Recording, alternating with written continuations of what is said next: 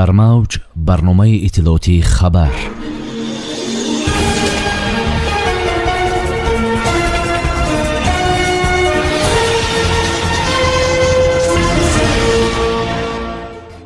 имрӯз дар ҷумҳурии тоҷикистон ба аҳолӣ хизмати ройгони тиббӣ расонида мешавад.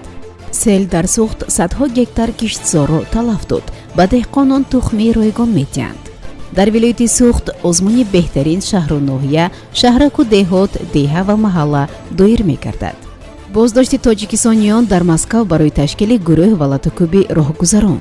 мактаби деҳаи озодагон таъмиру таҷдид мешавад.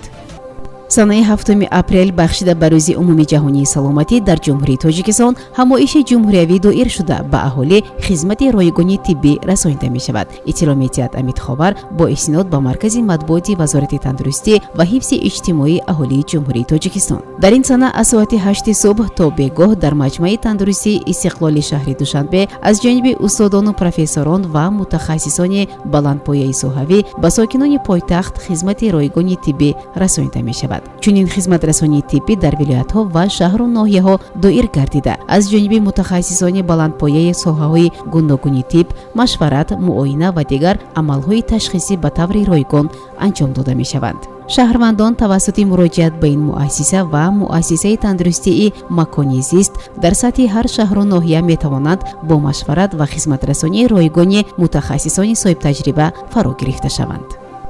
дар ноҳияи Ҷабор Расулов вилояти Суғд ҳаҷми зарари расида аз селхезӣ ба соҳаи кишоварзиро маълум карданд. тибқи гузориши комиссияи ноҳиявӣ дар натиҷаи селхезӣ бештар аз ҳама заминҳои кишти пахта талаф ёфтааст. дар умум офати табиӣ санаи 2 апрел дар 210 гектар замини киштшударо хароб кардааст. дар ин бора Хайрулло Бобозода, сардори раёсати кишоварзии ноҳияи Ҷабор Расулов, дар суҳбат ба Спутник Тоҷикистон иттилоъ додааст. бар пои иттилои манбаъ ин заминҳои кишт асосан дар ҷамоатҳои ғойлакандоз, деҳмой ва ҳаёти нави ноҳияи мазкур буда гуфта мешавад, ҳаҷми зарари он ба беш аз 1 миллион сомонӣ баробар гардидааст. ба гуфти Хайрулло Бобозода, ба деҳқонҳои аз офати табиӣ зарардида тухми зироат ройгон тақсим карда шуд. ёдовар мешавем ки санаи 2 апрели соли равон бар асари боришоти борони пуршиддат дар чанде аз шаҳру навоҳии кишвар аз ҷумла шаҳру ноҳияҳои Хуҷанд, Бобоҷон Ғафуров, Бӯстон ва ноҳияи Ҷабор Расулов селхезӣ рух дода роҳҳои мошингард, замини кишти зироат ва иморату иншооти сокинонро харобу валангор намуд. ба истиқболи 35-солагии истиқлоли давлатии ҷумҳурии Тоҷикистон дар вилояти Суғд озмуни беҳтарин шаҳру ноҳия, шаҳраку деҳот, деҳа, маҳалли аҳолинишин ва хонаи истиқоматӣ гузаронида мешавад. дар ин бора Амид Ховар иттилоъ медиҳад. ба ғолибон соҳибони ҷойҳои якум, дуюм ва сеюми бахшҳои хонаи истиқоматии беҳтарин, маҳаллаи беҳтарин, деҳаи беҳтарин, деҳоти беҳтарин, шаҳраки беҳтарин мутаносибан 6000 сомонӣ, 4000 сомонӣ ва 2000 сомонӣ супорида хоҳад шуд. ба ғолибони бахшҳои шаҳри беҳтарин ва ноҳияи беҳтарин мутаносибан 10000 сомонӣ, 6000 сомонӣ ва 3000 сомонӣ тақдим мегардад.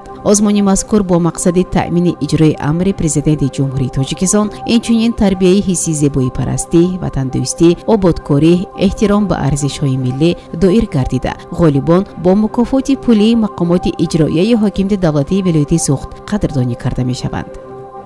дар сарраёсати тафтишоти Кумитаи тафтишоти Русия дар Москав парвандаи ҷиноятӣ аз рӯи далели авбошӣ бо истифода аз зӯроварӣ содир шуда аз ҷониби гурӯҳи муташаккил нисбат ба ҷавонон тафтиш мешавад. дар ин бора Азия Плюс хабар медиҳад. гуфта мешавад, дар доираи чорабиниҳои тафтишотӣ шаҳрвандони Тоҷикистон боздошт шуданд.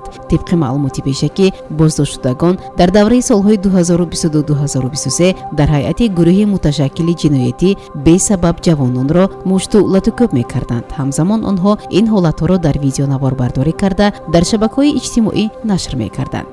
дар ҷараёни тафтишот ошкор шуд, ки гурӯҳ аз зодагони Тоҷикистон иборат буда қисмате аз онҳо ғайриқонунӣ дар Русия ба сифати муҳоҷирон қарор доштанд. айни замон 5 нафари соли таваллудашон 2002, 2004, 2006 ва 2007 инчунин саркардаи ин гурӯҳ боздошт шуданд, зикр мешавад дар хабар.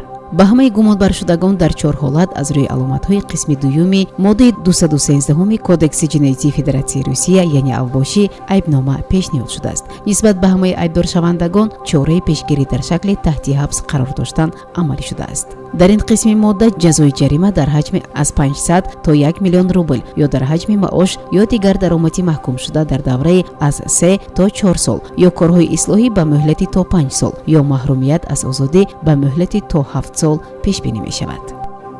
бо дастгирии мақомоти иҷроияи маҳаллии ҳокимияти давлатии шаҳри Панҷакент ҳоло таъмиру таҷдиди муассисаи таҳсилоти миёнаи умумии рақами 31 деҳаи озодагон идома дорад. раиси шаҳри Панҷакент Абдухолиқ Холиқзода ҳангоми боздид аз ҷамоати деҳоти Хурмӣ бо рафти корҳо барои ба анҷом расонидани сохтмони қисмати дуюми бинои таълимгоҳ шинос шуд. масъулон вазифадор гардиданд ки барои дар муҳлати кӯтоҳ анҷом додани сохтмон ба тартиб овардани роҳ ва саҳну атрофи он намои биноҳои ҳамшафати таълимгоҳ чораҳои амалӣ андешанд. ҳамчунин раиси шаҳри Панҷакент бо рафти таъмиру таҷдиди маркази саломатии деҳаи озодагон ки бо дастгирии мақомоти иҷроияи маҳаллии ҳокимияти давлатии шаҳр ва шарикони рушд сурат мегирад, бунёди коргоҳи хурди дӯзандагии соҳибкор Гуландом Зиёдуллоева, корҳои ободонӣ дар сои байни деҳа низ шинос шуда ба ташаббускорони онҳо сипос гуфт ва барои босифат анҷом додани ин корҳо дастур дод.